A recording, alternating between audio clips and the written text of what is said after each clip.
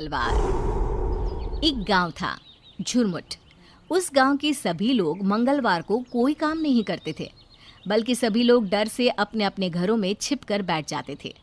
उन गांव वालों का कहना था कि इस गांव में एक तांत्रिक का साया घूमता है, वो भी सिर्फ मंगलवार के दिन। तांत्रिक मंगलवार के दिन भूत बनकर आता था एक आदमी की बलि लेने। और आज सोमवार था, इसलिए सभी अपने खेतों में जल्दी जल्दी काम निपटाकर घर के लिए जा रहे थे। अरे भाई, काम खत्म हो गया हो तो घर चलें। रात होने वाली है और कल मंगलवार है। पता है ना, मंगलवार यानी एक आदमी की बलि।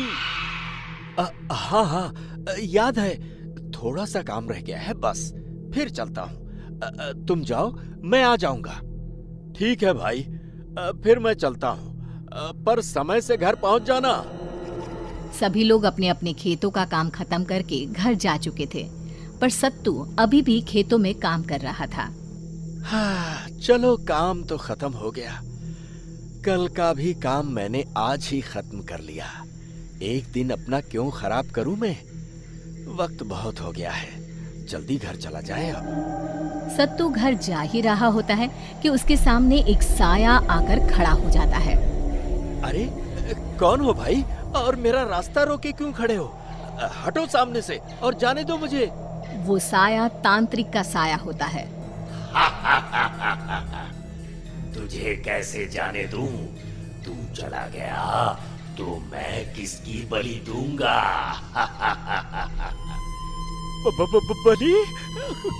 कौन हो भाई, और क्यों डरा रहे हो मुझे? जरा शक्ल तो दिखाओ अपनी। तांत्रिक जैसे ही सत्तू को अपनी सूरत दिखाता है, सत्तू डर से थर थर कांपने लगता है।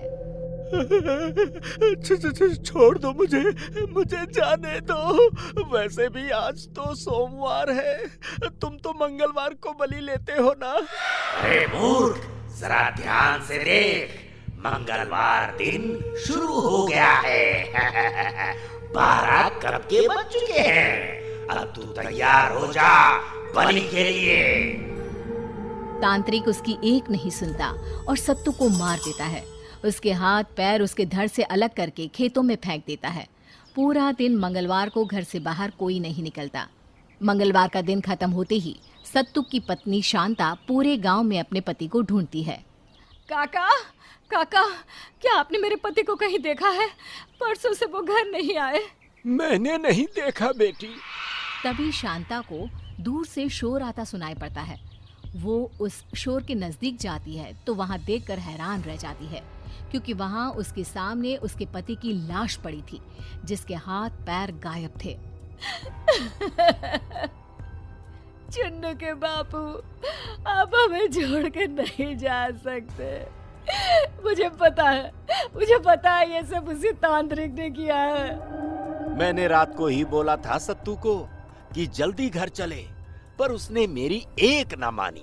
बोला मुझे अभी और काम करना है खेतों में। अब देखो तांत्रिक के साये ने उसका कितना बुरा हश्र किया। सभी गांव वाले मिलकर सत्तू का अंतिम संस्कार कर देते हैं। पूरे गांव में मातम छाया होता है। धीरे धीरे दिन बीतने लगे और फिर हफ्ता पूरा हुआ। मंगलवार फिर से आ गया। सभी घरों में छिपकर बैठे थे। ये सब कितने दिन और चलेगा? एक एक करके गांव के सभी लोग मरते जा रहे हैं। वो तांत्रिक का साया किसी को नहीं छोड़ेगा। एक दिन हमारा नंबर भी आ जाएगा मरने का। शुभ शुभ बोलिए जी, आप ऐसा क्यों सोचते हैं? जब तक हम मंगलवार के दिन अपने घर में हैं, तब तक वो हमारा कुछ नहीं बिगाड़ सकता। शाम का समय था, तभी बाहर से भैंसों की जोर जोर से चिल्लाने की आवाज आती है। वो भैंसें बंसी की ही होती है। ये भैंसें इतना काहे चिल्ला रही है? इनके लिए तो मैंने पहले से ही पानी और चारा रख दिया था, फिर क्या हुआ? अरे भगवान, हो सकता है उनके नजदीक कोई सांप हो। ये गांव है, खुले में सांप बिच्छू तो घूमते ही रहते हैं। अब क्या करें? कहीं भैंसों को काट लिया तो? इन्हीं भैंसों का दूध बेचकर ही तो हम अपना घर चलाते हैं। मुझे बाहर जाकर देखना होगा। आज मंगलवार है और आप बाहर जाने की बात कर रहे हैं। नहीं नहीं, मैं आपको बाहर नहीं जाने दूंगी।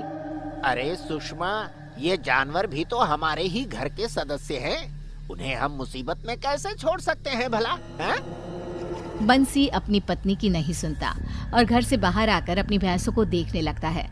वहां उनके आसपास कोई नहीं होता। तभी बंसी की नजर तांत्रिक के साये पर पड़ती है। वो साया भैंसों की आड़ में ही था। उसी साये को देखकर भैंसें चिल्ला रही थी। आज मेरी बलि पक्की है। मैं बिना बलि लिए यहाँ से कैसे जा सकता हूँ? छोड़ दो मुझे जाने दो। मेरे छोटे छोटे बच्चे हैं, रहम करो मुझ पर। वहां दूर खिड़की से सुषमा ये सब देखकर जोर जोर से चिल्लाने लगती है। अरे गांव वालों, तांत्रिक से मेरे पति को बचाओ, नहीं तो वो मेरे पति की भी बलि चढ़ा देगा। पर उसकी आवाज सुनकर कोई भी अपने घर से बाहर नहीं निकलता। सभी खिड़की से खड़े खड़े तमाशा देख रहे थे। बस किसी की हिम्मत नहीं होती है बंसी को बचाने की। सबको अपनी जान की पड़ी थी। तभी तांत्रिक बंसी के धड़ से उसका सर अलग कर देता है। मार दिया उसने मेरे पति को, अब मैं जी कर क्या करूंगी? अरे ओ तांत्रिक, मुझे और मेरे बच्चों को भी मार दे। अभी नहीं, अगले मंगलवार को आऊंगा फिर से एक बलि लेने। तांत्रिक डरावनी हंसी हंसते हुए वहां से गायब हो जाता है। फिर से गांव में मातम छा जाता है। सुबह होते ही सभी गांव वाले सरपंच के पास जाते हैं। सरपंच जी, ये सब कब तक चलेगा? एक एक करके वो तांत्रिक सभी को मारता जा रहा है। सब पता होने पर भी हम हाथ पे हाथ रखकर कैसे बैठ सकते हैं? नरेश बिल्कुल सही बोल रहा है सरपंच जी। अब आप ही बताइए क्या करें जिससे कि तांत्रिक का साया इस गांव से हमेशा के लिए चला जाए। अब आप सबकी जिम्मेदारी मैं लेता हूँ। अगले मंगलवार किसी भी गांव वाले की जान नहीं जाएगी। मतलब क्या है आपका सरपंच जी? किसी की जान नहीं जाएगी? कुछ समझ में नहीं आया। मतलब ये है कि हमारे पास एक हफ्ता है। अगर मैं कुछ नहीं कर पाया तो मैं खुद तांत्रिक के सामने अपनी बलि दे दूंगा। सरपंच की ये बातें सुनकर सभी हैरान रह जाते हैं। अगले दिन सरपंच बड़ी गहरी सोच में डूबा हुआ हुक्का पी रहा था। तभी शहर से उसका पोता मानव वहां आता है। बताओ तो कौन है? इन हाथों के स्पर्श को मैं कैसे भूल सकता हूँ? ये हाथ मेरे पोते मानव के हैं। दादाजी, आपने मुझे झट से पहचान लिया, वो भी बिना देखे।